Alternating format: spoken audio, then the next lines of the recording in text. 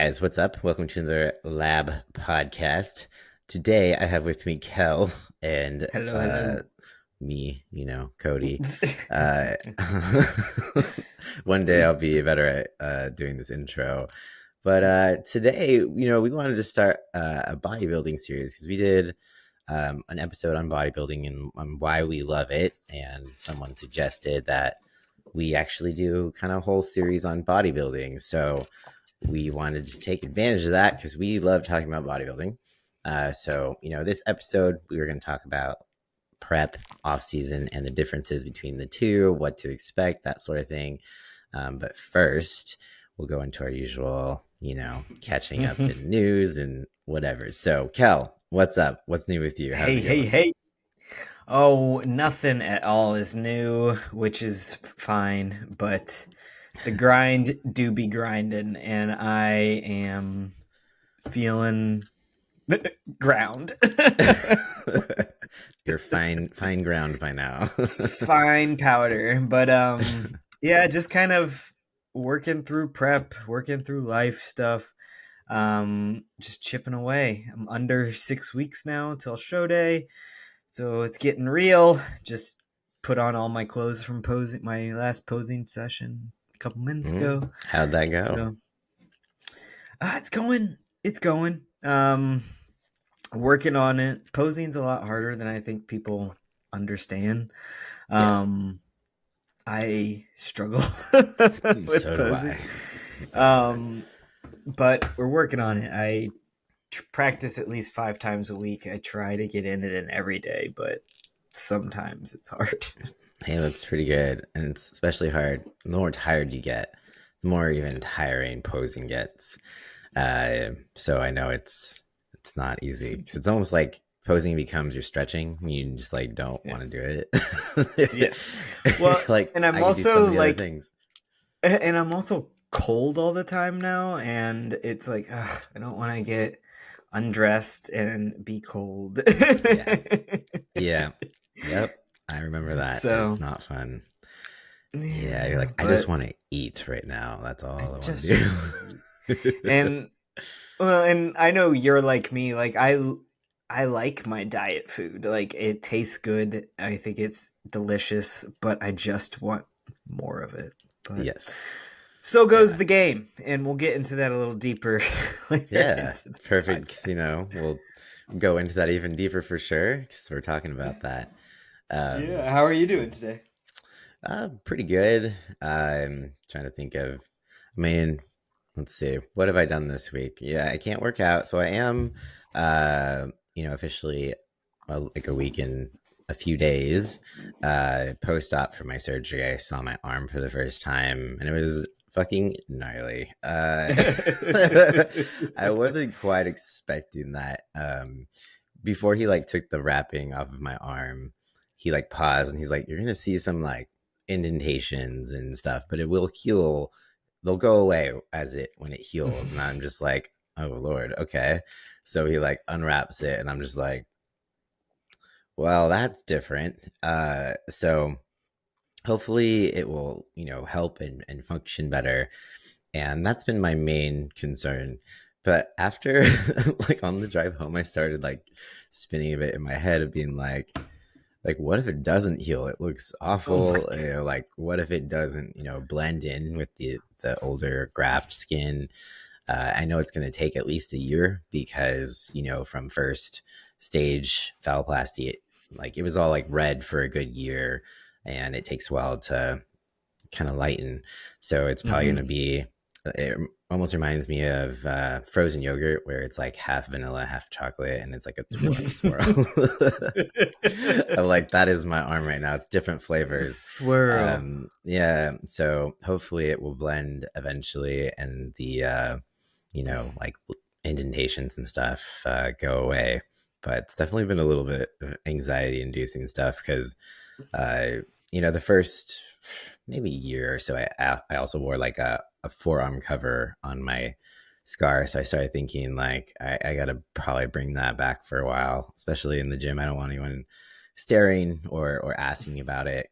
I got to a point where I forget it's there, and people don't Mm. ask about it anymore unless they're like real up close and uh, you And know, nosy. yeah. Um, so I'm like, I'm gonna have to go through those stages of having people ask about it again, and I'm like, I didn't think I was gonna, be in that position again. So just some things to think about. So yeah, fun times with that, and I don't know, like, yeah, I guess that's about all. Well, I think it'll heal up. Everything heals. You healed before, you'll heal again. Um, so just stay strong out there, my man. Yeah, and I've been trying to like fight my brain of playing, body dysmorphia mind tricks on me and being like, you've already lost all of your muscle.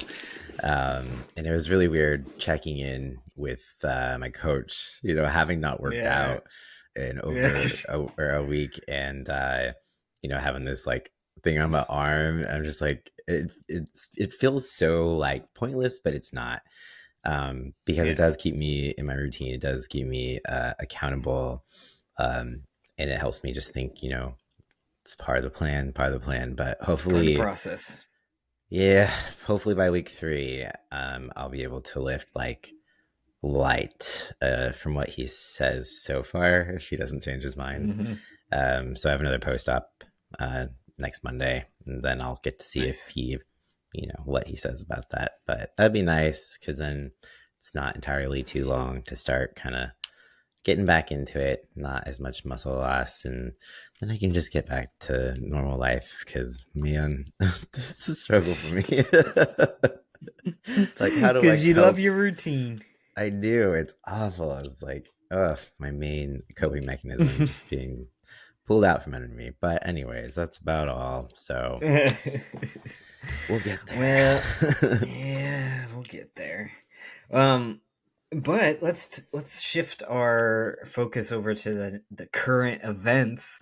The Yeah. one that I think is the most entertaining is that breakdancing will not be returning to the Olympics next year.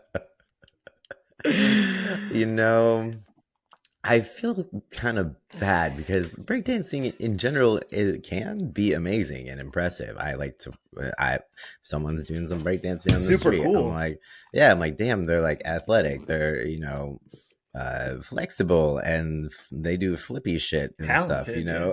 yeah, like that takes some skill. So yeah, it's just like,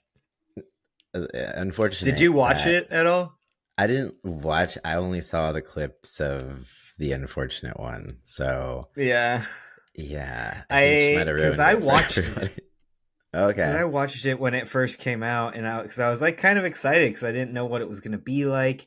My sister was a dancer growing up, so like I grew up watching dance, so it was I don't know, I was interested, and it was so cringy. Like the whole event Oh was I man. felt uncomfortable in because Oh it was no. like I don't know it that Australian breakdancer. You saw that, I'm I sure. saw that. It was cringe for sure. But like I just don't. It felt a little like cultural appropriation all across the board. It was weird. It was freaking weird. It was a weird choice, and I'm happy it's not coming back.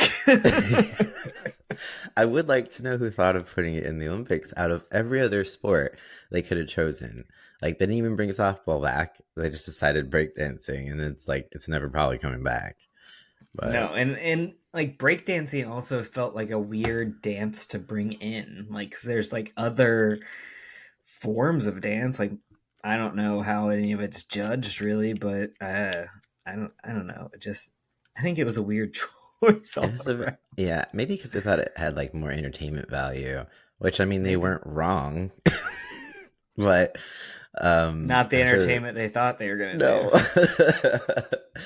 um, I'm trying to like, hmm, I do feel a bit bad for the girl, who everyone's like making fun of now. Apparently, I don't know. I've seen some things going around how that's apparently pretty common in like Australian breakdancing, and what she did was pretty norm, Okay. uh, which is unfortunate for Australia, I think. Yeah. But maybe that wasn't a good source, so maybe I am wrong. But I feel bad for her in the sense that she's getting harassed as like a lot, in the same way that the female boxer was harassed online. Maybe a little bit more. I wouldn't say it's ever really deserved, but a little bit more No. like, yeah, okay, well, she did Expected, we'll say, expected. maybe. Yeah, like no one deserves to be trolled. Right. But I do feel bad for the extent of which she's being trolled. Like, can you imagine being a meme, just being a meme No, on it the sounds internet? awful. It's Yeah, like awful. no, I can hardly handle whatever comes at me. I can't imagine like being memed and like being the joke No. of everything. I would In the definitely whole hide. world. Yeah. Yeah, I would like put my head in the sand for a good bit and not Yeah. even go on the internet because I don't want to know who's memeing me. And No. yeah, I would cease the internet would cease in my mind if I became a meme. yes, So yeah, yeah. It's not life goals. It's like no. people need to be specific when they want to be famous, because be careful what you wish for, because being famous doesn't For mean it's going to be real. for a good reason. So true. It's like, So oh, you're true. that Australian breakdancer. Now that's who she is, like on the internet. And that sucks. But It does.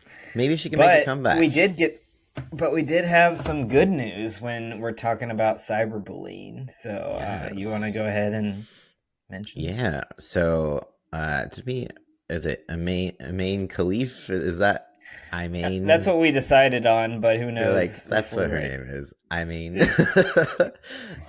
so the Algerian boxer who was under quite the bit of controversy for allegations that she failed a gender test, but the details of what that gender test even was are not specific because they didn't release Mhm. them. So it's just kind of assumed that she is intersex. We don't even actually fucking know. No one knows that if she has XY chromosomes. She probably knows. Yeah, she probably Maybe. does, but it's generally no one else's business. It's no So one's business. yeah, and so all the controversy, people are calling her a man, or at least they thought that she was trans. Even if she was, it's not okay to call her a man. But she is not trans. It's illegal in her country, possibly most likely intersex, but we don't know the details of it. But people were very, very quick to call her a man after an Italian opponent quit after 46 seconds to one punch to the face, which I feel like I would love to talk about that more, because who the fuck goes to the Olympics and is a boxer and doesn't expect to get punched in the fucking face? So And the whole point of the sport. Yeah. yeah, and she's just like quit because it was like, oh, it was such a hard It punch. I'm hurt. like, she didn't even make her nose bleed. Like, she didn't have like a black eye or a swollen nothing. Like, I've seen way worse than that. And so after that happened, where the Italian boxer like kind of like basically forfeited after the first punch, that caused all the controversy because people saw it. They're like, oh, this poor woman had to fight a man, and now she's Mm. crying because the punch was so hard. Like, first of all, like if I was a female, I'd be like, bull fucking shit. This woman does not represent me. I'm not someone who's gonna cry after getting punched in the face in a boxing match. For Like, real. whether I'm fighting a woman or a At the man, Olympics level. right? Like, they could Like, throw fucking Mike Tyson in there, and I'd be like, "Let's go!" Like, yeah, I fought to get here. Punch me in the face. I would be at honored. least. Yeah. Yeah. So, anyways, she is now suing the biggest culprits who started the online cyberbullying, which is Harassment. Elon Musk and J.K. Rowling. And we all know, J.K. Rowling has been pretty outspoken concerning, trans women in sports, or, you know, it's mostly trans women. I feel like she goes after. Yeah, she's So, very anti-trans female. Turf yeah, yes, that's the term. So, monster. Yeah, so that kind of obviously Elon Musk owns X, formerly known as Twitter. So he has quite a large audience. And if you can imagine, Elon Musk, like if he ever tweeted anything about me, like holy fuck, like I would feel awful because so many people are seeing that. And it's not going to stop. I feel like if the owner of a social media platform is the one to start cyberbullying, that is not okay. That is Yeah, it's well pure because like, it's setting precedents and yeah, it essentially giving permission for everybody else to dogpile. yeah, In my yeah, mind. yep. Because like everyone on that platform is going to see it. He has the ability Hmm. to make everybody see it. So I'm glad that she is suing them because they fucking deserve it. And she won gold, right? So Well, and we keep skipping over the fact that this whole conversation could put her into jeopardy, as like in mhm, her safety in her country. right, And I feel like people are just like, well, who cares? And well, everybody should. Like, she shouldn't. We shouldn't pick on someone on an unprecedented or an unsubstantiated claim when they like it's illegal in the country, so she could face like charges and shit. Like that's yeah, so fucked, so yeah. fucked. And there's still people like doubling down on being like, I don't think, XY people should be able to compete in the Olympics against women. But in like her circumstance, or, being intersex is very rare. So let's just be like, we're not going to come across this a lot. Hmm. It's very rare. We've probably come across it maybe a handful of times in the Olympics currently. There was that other runner who was told to take testosterone suppressing drugs in order to bring her testosterone down to be able to compete. Um, and it's just like, where do we draw the line with this? Because obviously we do have people born with that's the thing. Like we're all about fairness, but it's not fair. Sports are not fair because we're all born with different abilities, and so it's like, what meter are we going after? Like, what is a normal advantage? What is not? Well, and then there's like diversity in a population. That's the whole purpose, is that we are supposed to all be have different abilities and not be the same. And that's what the Olympics is supposed to highlight, is the greatness in that, which is Right. something that we are missing the point of, it feels like. Yeah, and I know like there wasn't any trans women in the Olympics this year. I think Leah Mhm. Thomas was barred from competing, and so that's what it's just like. I don't know. People decided to focus on They my had to have someone to be pissed at. right. It's always something like one like there was a trans Or Olympic weightlifter last weightlifter, time. but she actually didn't do well at all. Like No. not a medal, not nothing. Uh, so that's the big thing, and it's just like I wonder if people are going to be more upset because she won the gold. It's like I'm glad she did, but I'm Me wondering, too. is it going to cause more controversy? So, but she competed Yeah. in 2020, and no one said shit because the Italian girl didn't quit crying, and that was what triggered it all. So, yeah, it's rough. Such bullshit. It is. So I hope she Ugh. gets some sort of, Compensation. justice, and people shut the fuck up. But nah, that probably Here's won't be to hoping. likely. Yeah. So, well, But let's talk about bodybuilding. yeah, let's do it. I always want to Let's talk like, about bodies more. yeah. I wonder if I feel like bodybuilding should be in the Olympics before fucking breakdancing. It's a really hard Well, I sport. think that I Oh, agree with PEDs. you, but then PEDs. Yeah, you would have to. It would have to be natural bodybuilding, which is not as exciting for anybody. So, Yeah, and is it really natural? Because we know people cheat. Uh, yeah. Mm.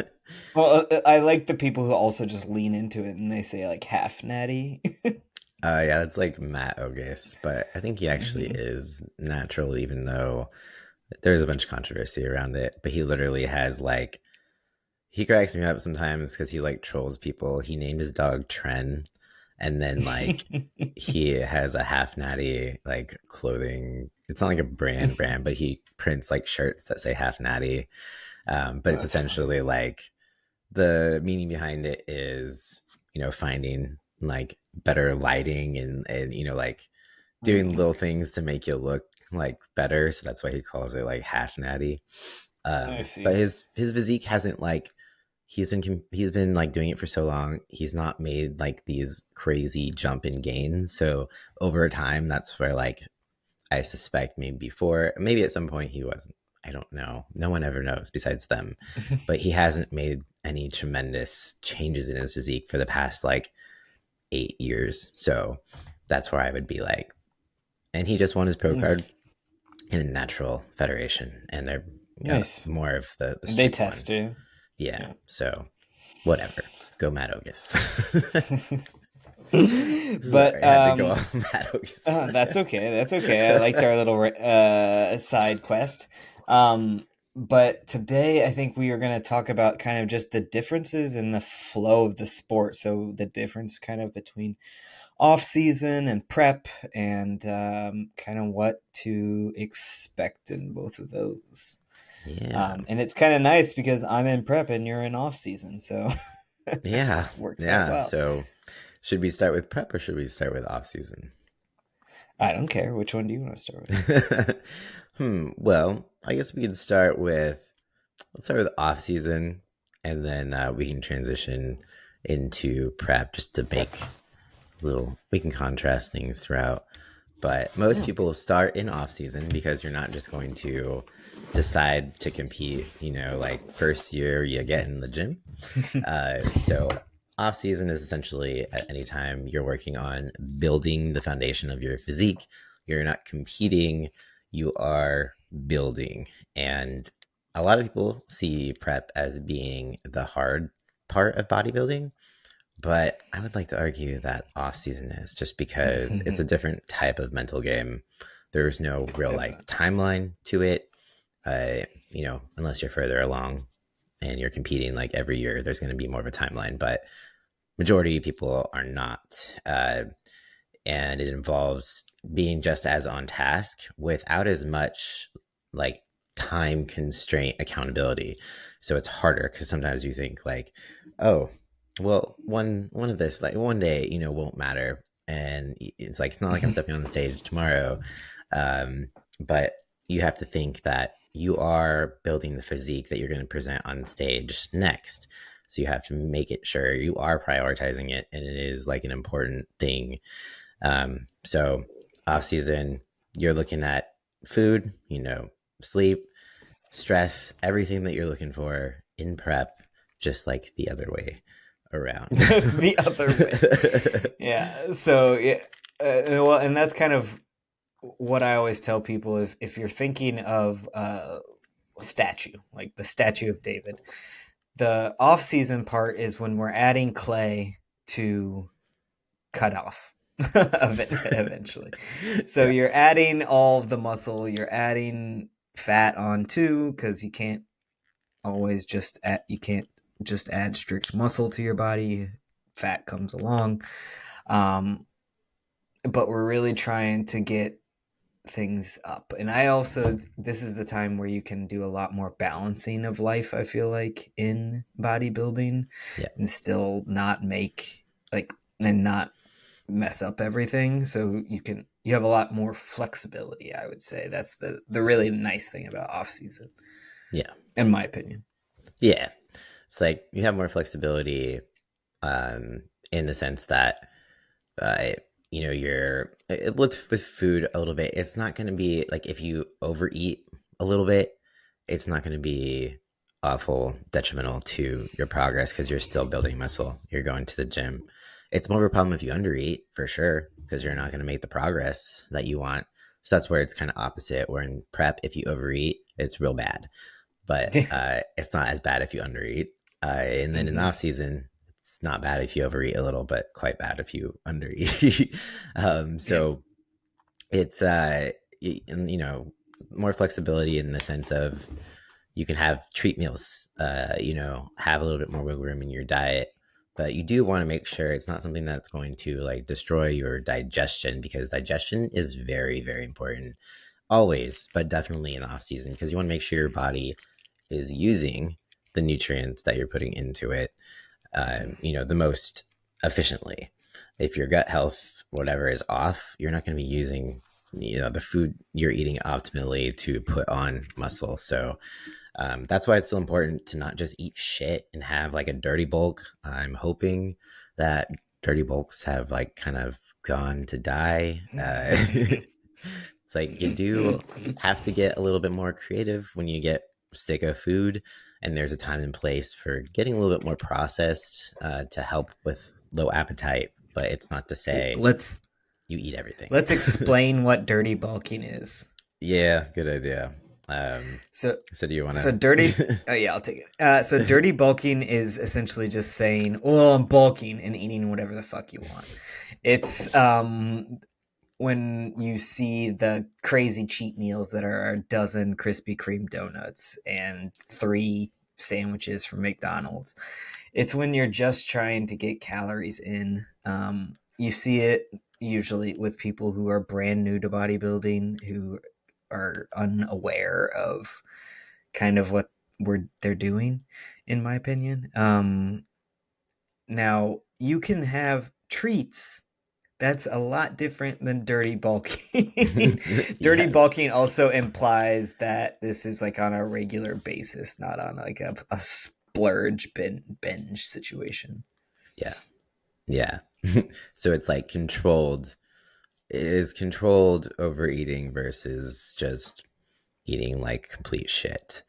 Yes. Um, so Well, it's because you like, also, when you're oh, eating for bodybuilding, even in the off season, you should be eating to nourish yourself, because that's the goal, is to nourish your body, to get more protein in there, to get more nutrients in there so that your body can build as much and as quickly as possible.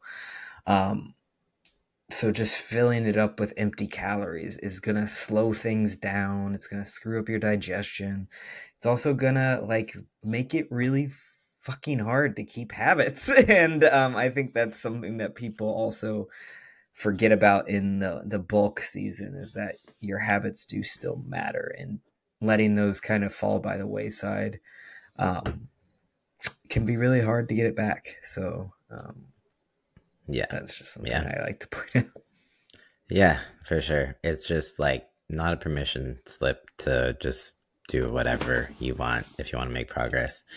Um, and I think, yeah, it's just like you got to keep the same habits. Nothing changes. It's just the amount of food you're eating is what changes.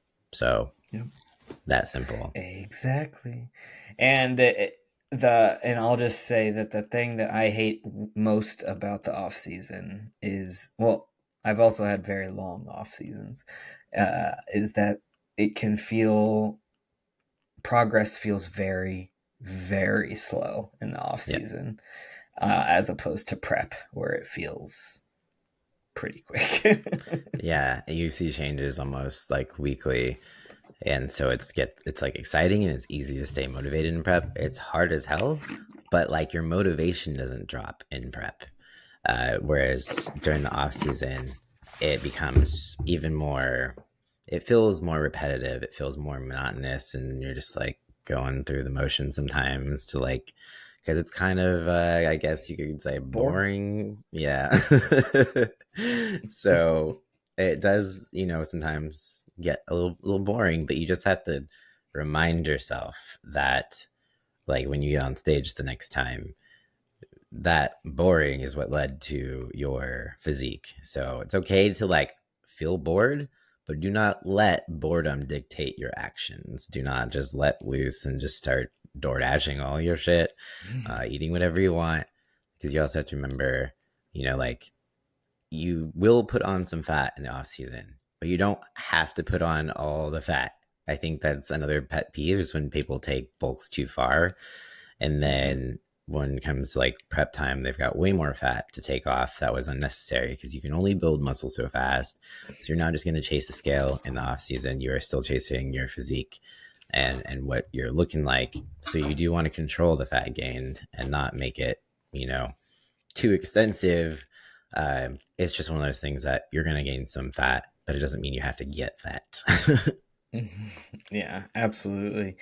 Absolutely. And one thing, one kind of tip with the off season, if you do notice that boredom, is to really go all in on the strength gains and kind of just soaking up as much of that like excitement for PRs and really feeling strong as heck. Because Yeah. that's the nice thing about prep is that you feel so, or not prep, about off season, is that you feel so strong. Yes. So just take advantage of feeling big and strong in Big the and off strong. season. That's the best way to combat it. So yeah, now that we might think of things that we forgot, but Yeah. as far as prep goes, so you know it's the reverse. So you are in a calorie deficit. You are looking to lose fat.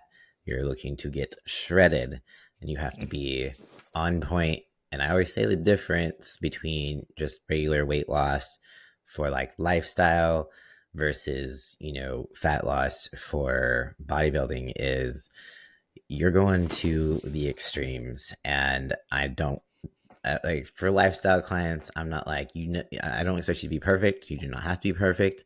But for bodybuilding, I'm like, try to be as perfect as you fucking can. Strive for perfection. At least Hmm. maybe you will reach excellence. It's just it's different. Yeah, it's a lot different. And so typically you start prep between 20 and 16 weeks out of your show. So my show is September 21st, right under 5 weeks out.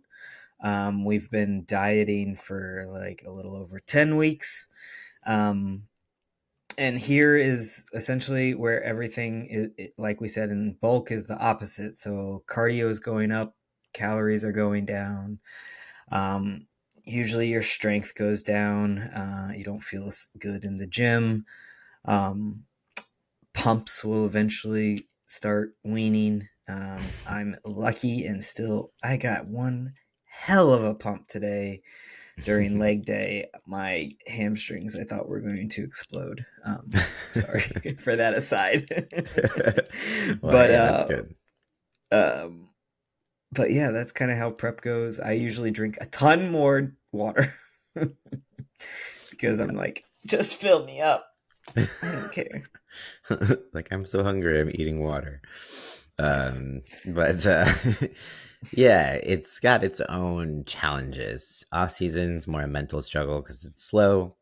Prep, it's a mental struggle because you're hungry and you're fighting your instinct. Essentially, your instinct is to eat. Your body is telling you you're starving because you technically are, but it's a controlled starvation mode, a controlled eating disorder. Also, I like to joke, temporary controlled, but so your body is telling you to eat. Your body is telling you you're tired, to slow down, and you're just doing the opposite. You're moving more and you're eating less, and it's not easy and it's not fun to go against your instinct. But that's what you got to do to get stage lean, and it is extreme. And I always like to emphasize it is not the pursuit of health. And anyone who looks at bodybuilding like, hey, like, aren't you supposed to be healthy? Aren't you concerned about your health? And it's just like, generally, yes, we can still be concerned about our health and do whatever we can to be as healthy as we can.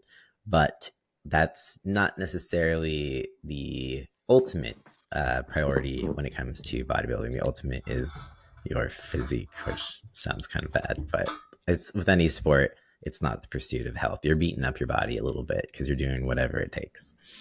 Yeah, absolutely. And this is the part of the statue process, the sculpting process, where we're chipping away here.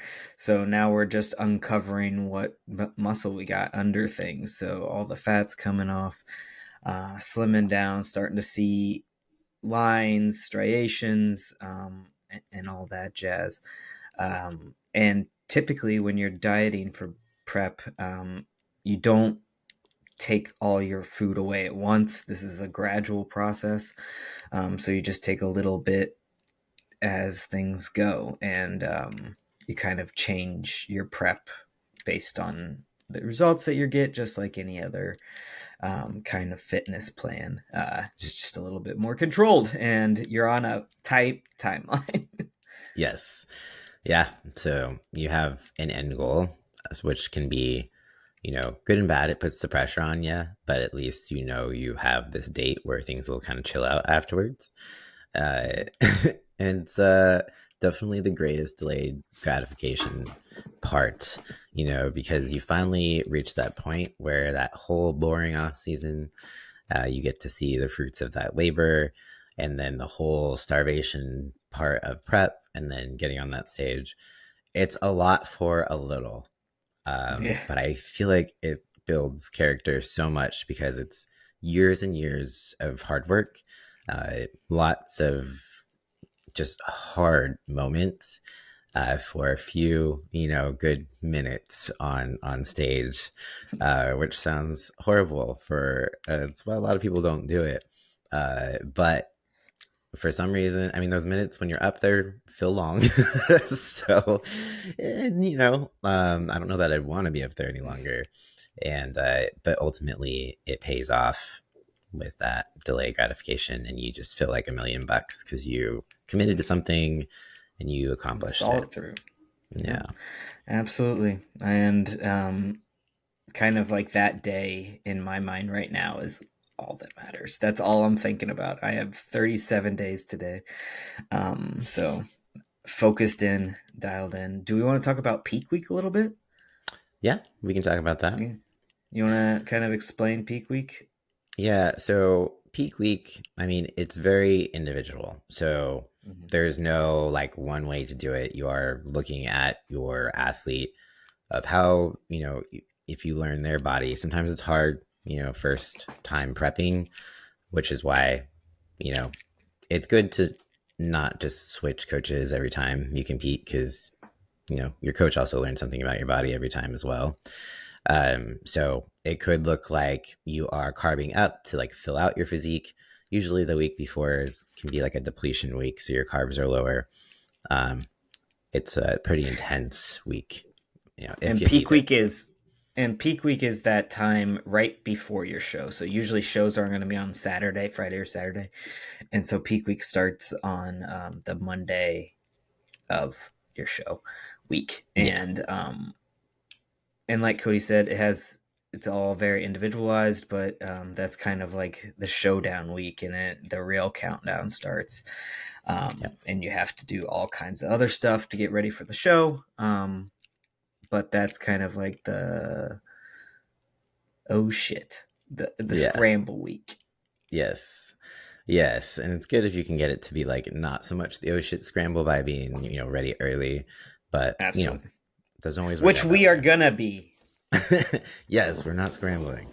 So like, it is an individual basis. If you're lean, you're pretty much ready to go. Peak week, hopefully, it should go pretty smooth, and it could basically, most times it means adding more carbs into your diet to fill your muscles back up with glycogen. So you're not going to be getting fat. Your calories are going to be a little bit higher, but that's just to fill up the muscle. So you're going to get much better workouts on peak week. You're actually going to get pumps back. Um, and it's just to make you look more full on stage because you've filled those muscles up with carbs. Um, but you do have to be careful not to spill over. So if you put someone into too much, like if you raise calories too much, then it can create either like water retention or can start adding on some fat prematurely, and then you get on stage and your definition isn't as good. You look a little, yeah, watery, not great. Watery. So it's a very intricate dance that you have to play of a little bit, not too much. You just have to watch things Dry. closely. Yeah, so which is why I will have Kel checking with me literally every day. So it's just basically meal by meal, morning by morning. At that point, just seeing how you look, and if you're looking like you could use some more carbs, you could fill you out more. Then I will add more carbs in. If we're looking like we don't need more carbs, then we'll just hold. Or if you're behind, might be, still pushing things real hard up until like the day of show, and it's not the best place to be, but it happens. So yeah. Mhm. Well, and just to for people who are unaware, when we're talking about like carbs and stuff to fill up muscle, we're not talking about anything fun or good. Usually, it's like a rice cake. Yeah. So just to bring it back to reality, the eggs are not Reese's. I'm on, and the food is health food. So Yeah. it's not a ton of food. I think last show day I had until my show in the evening. I think it was at least 6 or 7. I had 2 hard-boiled eggs and a cup of black coffee. So like Nice. it isn't a ton of food that No. you get to fill up on.